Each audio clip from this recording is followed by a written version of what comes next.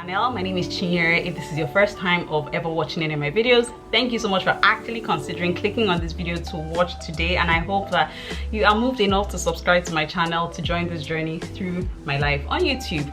So guys, a very quick and short update here to share with you guys today, but this is a big one, and I feel like you guys have been with me through and through on this journey of YouTube. Some of you leave comments, some of you don't, some of you just watch and support me through it all, and I'm just grateful to every one of you. Even those that leave their hate comments, yes, you are also appreciated very much, honestly, because through those your comments I get to just realize that I am actually very tolerant to a lot of nonsense, and I'm grateful because honestly, the past or the old me would have been worse. But YouTube has actually changed my personality over the years of creating videos and posting. But anyways guys, very quick and short update. Today's video, I am just going to be telling you guys that in a few days time, come April the 29th, 2019, I am going to be attending or participating in the naturalization ceremony for the Irish citizenship. Such a big deal for me. Yes, I know some people will say, why should you be so excited? This is like the dawn for all immigrants in Europe. Well, like I always say, one man's meat is another man's poison. It is what you make of it that it becomes for you. For me, this has been a huge blessing in my life, and I am so grateful for it. For every day that I have spent in this country, I am thankful because I have learned so much. But anyways guys, so it's going to be taking place somewhere called Killarney in County Kerry. I have a ticket that invites one person, so I've invited my friend Anna, even though she's still giving me stories that touch the heart. But this is what the guest invite looks like, and it admits only one person. Unfortunately, my husband will not be around, or at least for now I don't think he'll be able to make it.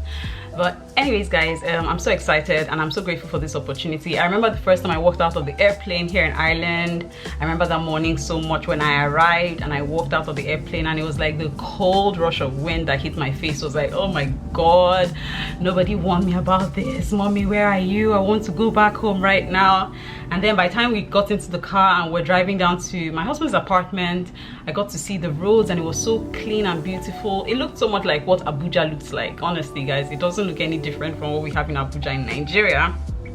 And it's just amazing at how these people have been able to make use of their little resources. I mean, like, Nigeria has a huge population, natural resources that we can use to develop our own place. Unfortunately, it's a lot of corruption and insecurity, and even the people who live there, it's almost as if you're living in fear every day you're living in the country. Hopefully one day we'll get to that point, but right now all that I can celebrate about is my citizenship for the Irish passport, and I'm grateful for that.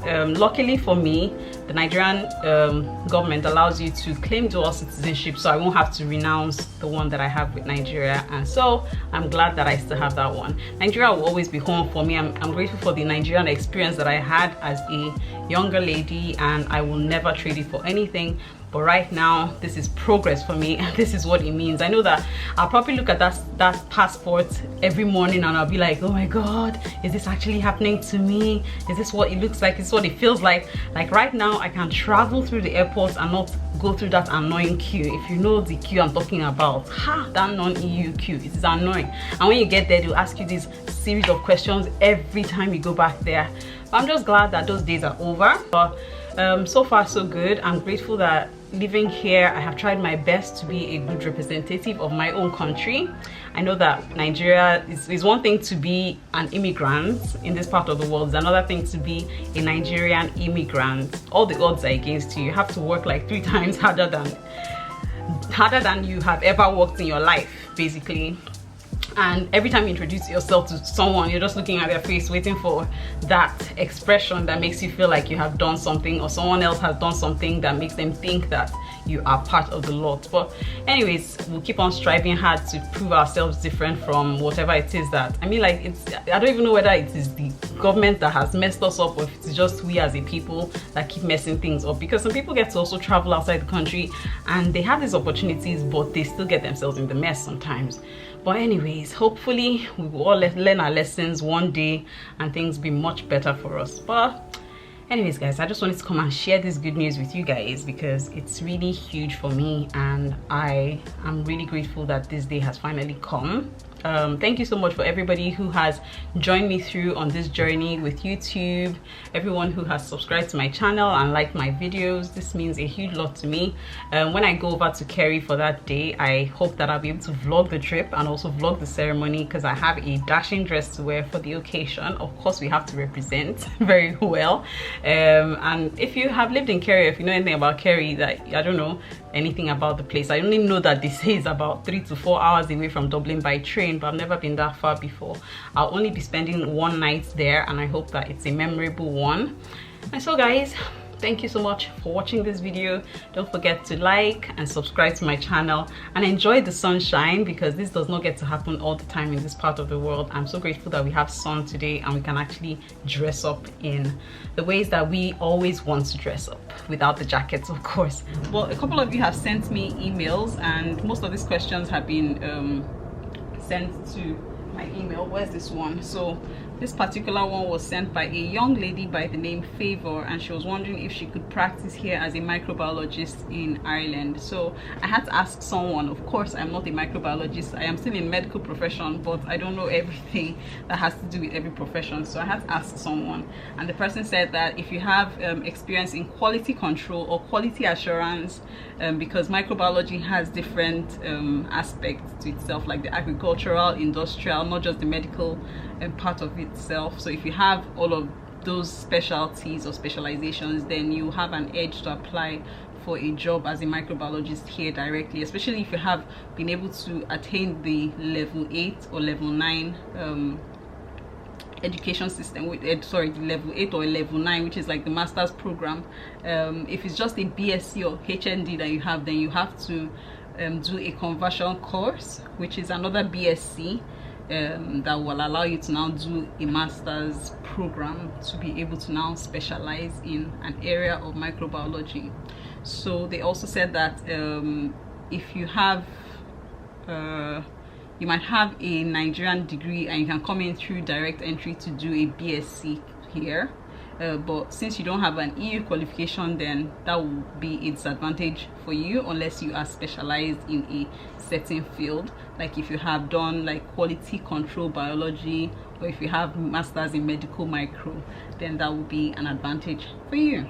Second question was sent in to me by let me see here, because you guys get to confuse me. So there's a young man called Ken Ben. You sent me a couple of questions some time ago concerning Koru. Another young lady I know, you're American, you sent me the same kind of questions. You said you were confused about the whole Koru procedure, and you did not exactly specify what your confusion was, because you know Koru is a whole, it's like HCPC in the UK, so it's a whole lot of documentation.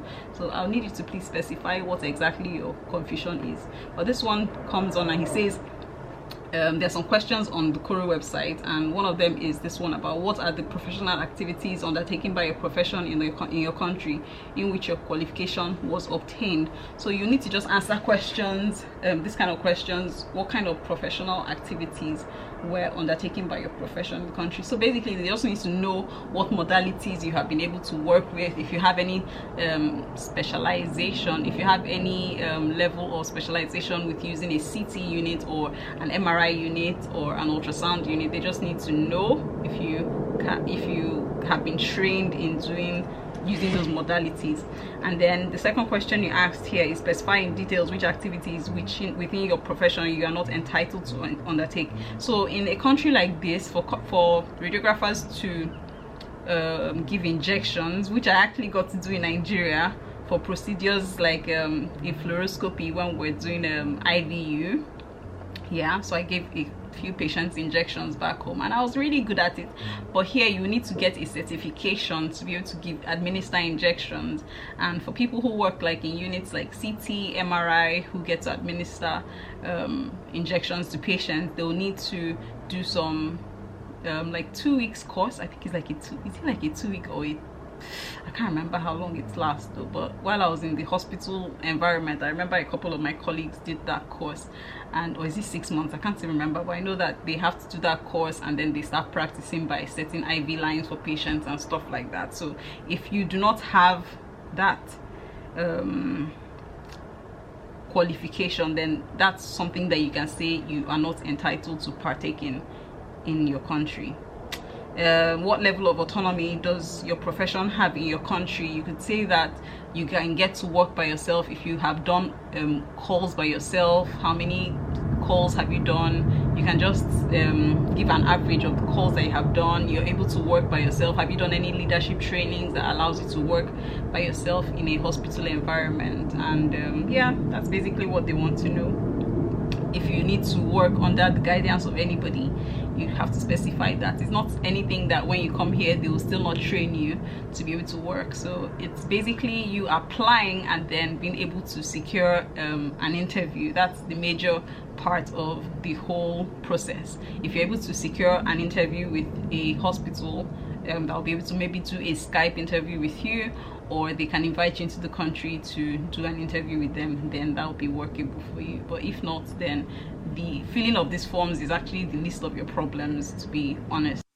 Hi guys, so unfortunately at this point I only realized that I wasn't recording anymore. So that's the end of the video. Thank you so much for watching, and goodbye. See you next time.